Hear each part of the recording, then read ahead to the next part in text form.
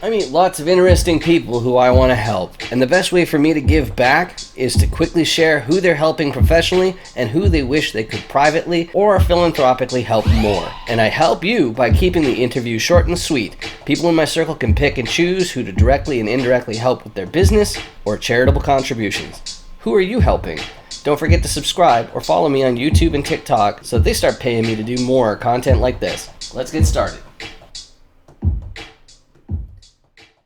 Hey, how's it going? I'm Dan Fredenberg, and this is Who Are You Helping? Today, I'm joined by Julia Anderson. How you doing today, Julia? I'm great. How are you? I'm fantastic. After all, you're here, and unlike a lot of the guests that I have on Who Are You Helping, I actually know Julia. I've known her for a year and a half, over a year and a half now, and I should tell you what exactly is going on here. So I'm known more for the real estate niche, also for my show Chess with Investors, as featured on chesswithinvestors.com, where we talk about real estate or whatever you're interested in over a live game of chess. But this Who Are You Helping interview series is to really quickly tell you there's somebody in my orbit who I want to help out, or I want to share a little bit more exposure, let people like you know exactly what she's doing so that you can make referrals, you can get connected and all that kind of stuff. But before we get into the weeds here, Julia, do you want to introduce yourself a little bit? Yeah, absolutely. Thanks for having me, Dan. I appreciate it. It's been a long time coming. I feel like coming on a podcast of yours. So really looking forward to be here. But yes, hello everyone. My name is Julia Anderson and I'm based out of Louisville, Kentucky. I don't know if you know a lot of people out of Louisville, Kentucky, but I am one of those people. So I help people, capital raisers, syndicators, operators in the real commercial real estate space, basically raise capital through digital marketing. I got my foot in the door that way through working with a multifamily syndicator and was investor relations and slash CMO, and did a lot of marketing in that span that I work with them, and just realized that there's a lot of people out there that want to focus more on the real estate's, the real estate side of the business rather than the marketing business. So I like to focus on the marketing so you can focus on the real estate. I love it. It definitely is a team sport. So the first question that I always ask in Who Are You Helping is, who do you help professionally? And just to fill in the blanks, fence that in a little bit. If you're in marketing, one of the most difficult parts is called messaging, which is how you explain what it is that you do. Because there's somebody out there who pays you money on a regular basis, and people don't do that unless they have a really good reason.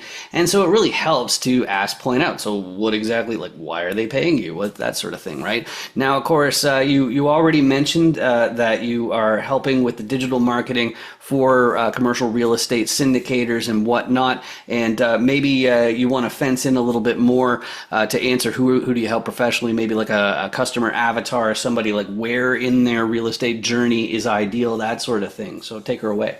Yeah, that's a great question. And honestly, it's all across the board because honestly, the beauty of what I get to do every single day is that I have my own company called Capital Catalyst that I think that the people with Capital Catalyst are the people that are more at the beginning of their journey. People that maybe have been in the industry for a while but are just starting to raise capital or, launching a sort of fund. That's really good with Capital Catalyst because we really get clear on that 6 month marketing strategy. What foundations, what brand building needs to be put in place in order for you to really, get the right foot in the right start, and then also to be able to scale whenever you want to get past that point. So like if you're starting to raise from friends and family, there's a lot of low hanging fruit obviously there. What can we do to help build that solid foundation and get that low hanging fruit to invest with you. And then I also, on the other end, work with a company called Lightmark Media that has been in the industry for over 13 plus years. They've raised over billions of dollars through digital marketing. And I think with with that marketing group, they're really, really good with those people that have been in the industry for a long time, have over $100+ million in AUM, and have a lot of it dialed in already, but really need to find what that little margin is that maybe can help them raise 100 million or a couple more million more with their funds. So yeah, I think we can help people along that whole aspect.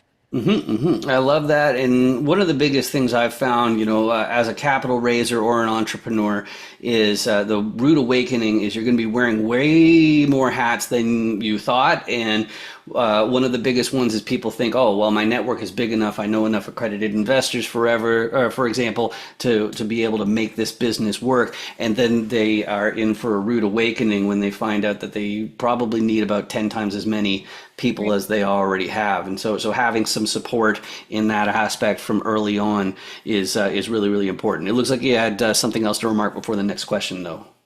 Oh no, you're good. Nope. Okay, cool. So let's continue. So the next question I have is it's got a funny background for it. It's who do you wish you could help more? And the reason why I included that question in this is because I'm from the internet. And one of the things that I find is, regardless of where I live in the world, like if it's back in Taipei, Taiwan, or if it's over here in the Great White North, the frozen abyss of Canada, there's always a push to shop local. People say, you got to buy from your local businesses. That's very important to support your local economy, because otherwise you're going to get a much larger crime rate and things are going to go really downhill really, really quickly. That's important.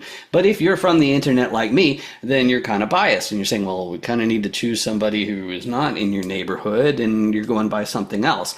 So it hit me, well, how do you get that same bang for your buck that you do when you support your local stores, your local retailers, and all that sort of thing, who tend to support the local, the baseball teams, the football teams, all that kind of stuff in the form of advertising and whatnot. And my answer I found is to find out who the secondary benefactor is from choosing my guest professionally. In other words, who's out there in the world where you wish you had the extra time or resources to help out, but you can't really help them as much as you want. So Julia can be privately, voluntarily, philanthropically, artistically. Like, I get a lot of people, they've never had an opportunity in their career to spend a good amount of time with their family or build a family. I know you're affianced as well, so I know that that's coming down the pipe in the future. But who's out there in the audience that you wish you could help more?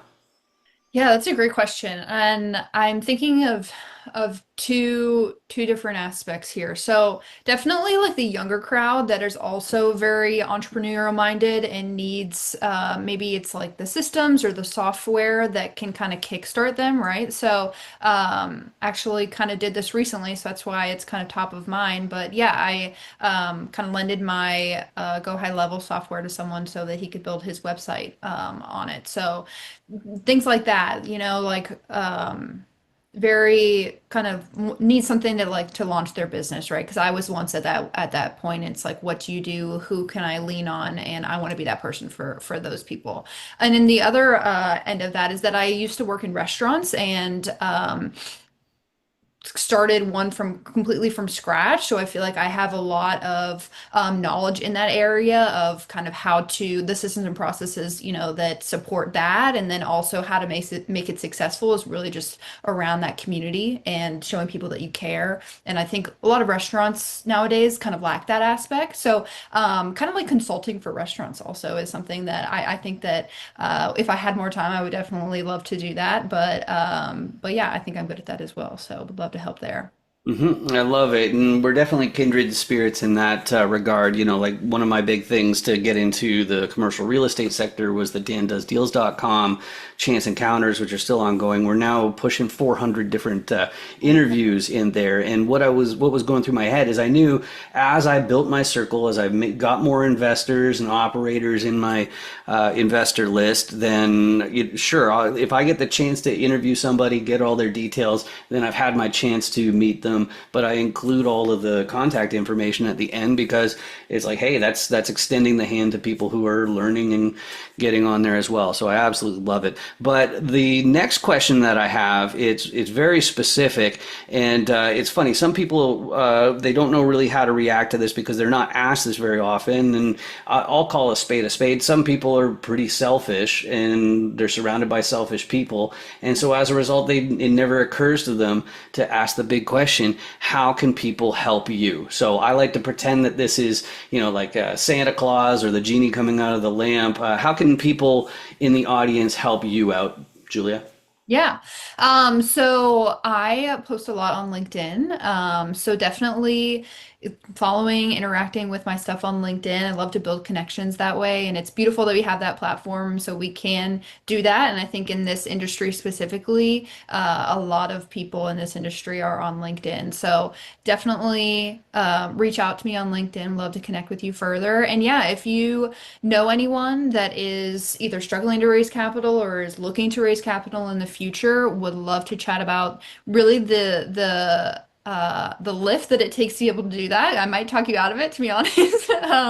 But yeah, just kind of painting that picture for people. And I'm always, here for a sounding board and someone to lean on, ask questions, before you even jump into that process. So happy to be that person if you're have any questions about what it looks like to raise capital on the internet. All right, I love it. And of course, my last question is how do people reach out in those public or professional ways? And you already mentioned that LinkedIn's the best way. Oddly enough, LinkedIn is where I spend most of my social media time as well. So fortunately, I got this really distinct last name, makes me really easy to find. Now, of course, as far as your schedules go, have you already figured out if you're going to keep the same last name after you're married, or is that like kind of iffy at the moment? I haven't thought about like the changing of my name on like social media at all, especially on LinkedIn. I feel like I don't know. I don't know. Well, I'll get back to you on that. Yeah, yeah. So Julia Anderson out of Louisville, Kentucky is the one that you're looking for. And everybody, if you weren't keeping track, that means we found out who Julia helps professionally, who she wishes she could help more, and how people can help her and how to reach out. But the last question I have is, Julia, did you know that if the people in the audience hit that big ugly subscribe button down there, that helps me? Oh, well, Right, exactly. they And have to do it. Why wouldn't they? exactly. It's completely free. All it means is that my videos may show up on your list of suggestions. There's no cost involved or anything like that. The reason why I'm trying to get people to click on it is so those deadbeats at YouTube start to actually pay for these videos instead of me. I think that would be amazing. And as I said, it's that's the only drawback or trade-off. As you might see my videos on your YouTube feed every once in a while, but you can go ahead and ignore those. Quite frankly, I just appreciate the fact you spent this time with me. Just like Julia, I appreciated you joining me. That was awesome. For sure. Very happy to be here. I'm glad we could do this. Sweet. Thanks. My background has been in alternative investments for the past 20 years. I've seen just about every type of fund, worked on the accounting and operations side, and even at some of these big banks that I worked for, worked on a lot of projects behind the scenes to really hone my craft and, create Cardinal Financial Consulting and help people set up the right structures, handle the accounting and operations behind the scenes, and really take that away from the CEO's responsibility to make their lives streamlined.